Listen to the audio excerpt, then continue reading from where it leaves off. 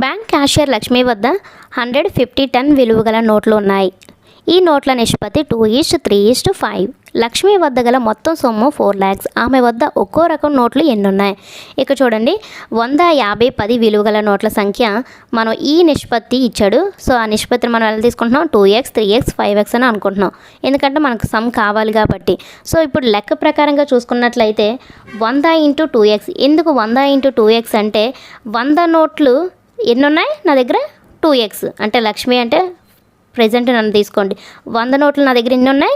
2x ఉన్నాయి. 50 నోట్లు ఎన్ని ఉన్నాయి? 3x ఉన్నాయి. 10 నోట్లు ఎన్ని ఉన్నాయి? 5 ఉన్నాయి, అంటే 5x ఉన్నాయి. సో అదే మనం మొత్తం సొమ్ముకి ఈక్వల్ చేసాం. మొత్తం సొమ్ము అంటున్నాడు కాబట్టి ఈ నోట్లనే మనము ఒక సొమ్ములుగా మనం తీసుకోవాలంటే ఇప్పుడు నా దగ్గర 5 రూపాయల నోట్లు ఎన్ని ఉన్నాయి? 5x ఉన్నాయి. సో లేకపోతే 5 రూపాయల నోట్లు 5 ఉన్నాయి అనుకోండి, అప్పుడు ఏమవుతుంది? 25 కదా అవుతుంది. 5 × 5. 10 రూపాయల నోట్లు 9 ఉన్నాయి, అంటే నా దగ్గర ఎంత ఉన్నట్టు? 90 రూపాయలు ఉన్నట్టే కదా. సో అలాగే 100 రూపాయల నోట్లు 2x ఉన్నాయి, 50 రూపాయల నోట్లు 3x ఉన్నాయి, 10 రూపాయల నోట్లు 5x ఉన్నాయి. సో అదే మల్టిప్లై చేశాను. సో మొత్తం అన్నాడు కాబట్టి ప్లస్ చేసాం. 100 × 2x plus 50 × 3x plus 10 × 5x = 4 lakhs. ఇప్పుడు 100 × 2 అంటే 200x, 50 × 3 అంటే 150x, 10 × 5 అంటే 50x = 4 lakhs. ఇదంతా ప్లస్ చేసేస్తే 400x = 4 lakhs. ఈ 0 0 క్యాన్సిల్ అయిపోతాయి. ఇంకా 4 1s 4000s.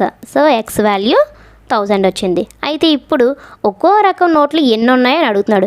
ఒక్కో రకం నోట్లు అంటే ఇక్కడ 100, 50, 10 ఈ నోట్లలో ఎన్ని ఉన్నాయని అడుగుతున్నాడు. సో 100 నోట్లలో ఎన్ని ఉన్నాయి? 2x ఉన్నాయి. సో 2 × x వాల్యూ ఎంత? 1000. సో 2000 నోట్లు ఉన్నాయి. 100 రూపాయల నోట్లు ఎన్ని ఉన్నాయి? 2000 నోట్లు ఉన్నాయి. 50 రూపాయల నోట్లు ఎన్ని ఉన్నాయి? 3x ఉన్నాయి, అంటే 3 × 1000 అంటే 3000 నోట్లు ఉన్నాయి. 10 రూపాయల నోట్లు 5x, 5 × 1000 అంటే 5000 నోట్లు ఉన్నాయి. సో ఈ 2000 నోట్లు, 3000 నోట్లు అంటే 5000 నోట్లు. ఈ 100 రూపాయల నోట్లు ఇన్ని నోట్లు ఉన్నాయి. 2000 నోట్లు ఉన్నాయి. 50 రూపాయలవే 3000 నోట్లు ఉన్నాయి. 10 రూపీస్వే 5000 నోట్లు ఉన్నాయి. సో ఇవన్నీ కలిపి 4 lakhs అనేవి లక్ష్మి దగ్గర మొత్తం సొమ్ము ఉందన్నమాట. 15 సమ్. నా వద్ద 300 సొమ్ము 1, 2, మరియు 5 రూపాయల నాణ్యాల రూపంలో ఉన్నాయి.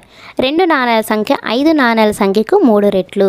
ఇక చూడండి, నా వద్ద ఎంత ఉంది? 300 రూపీస్ ఉంది. ఆ 300 రూపీస్ ఎలా ఉంది? 1 రూపీ కాయిన్లో, 2 రూపీస్ కాయిన్లో, 5 రూపీస్ కాయిన్లో ఉంది. అయితే 2 రూపీస్ నాణ్యాల సంఖ్య 5 రూపీస్ నాణ్యాల సంఖ్యకు 3 రెట్లు ఉంది, అంటే ఇవే ఎక్కువగా ఉన్నాయంట. 2 రూపీస్ నాణ్యాల సంఖ్య 5 రూపీస్ నాణ్యాల సంఖ్యకు 3 రెట్లు. అంటే ఇప్పుడు మనకు 5 రూపీస్ నాణ్యాల సంఖ్య ఏంటో తెలియదు. సో దాన్ని ఏమనుకుంటున్నాం? x అని తీసుకుంటున్నాం. అయితే 2 రూపాయల నాణ్యాల సంఖ్య ఏమవుతుంది? 3 రెట్లు కాబట్టి 3x అనేది చెప్పవచ్చు కదా. సో 2 రూపాయల నాణ్యాల సంఖ్య 3x. చూడండి, 2 రూపాయల నాణ్యాల సంఖ్య 3x, 5 రూపాయల నాణ్యాల సంఖ్య x అని తెలిసింది. కానీ 1 రూపాయి సంగతి వీడిక్కడ మాట్లాడట్లేదు. సో 1 రూపాయి గురించి తెలియాలంటే ఇంకా నెక్స్ట్ సమ్ చదవాలి.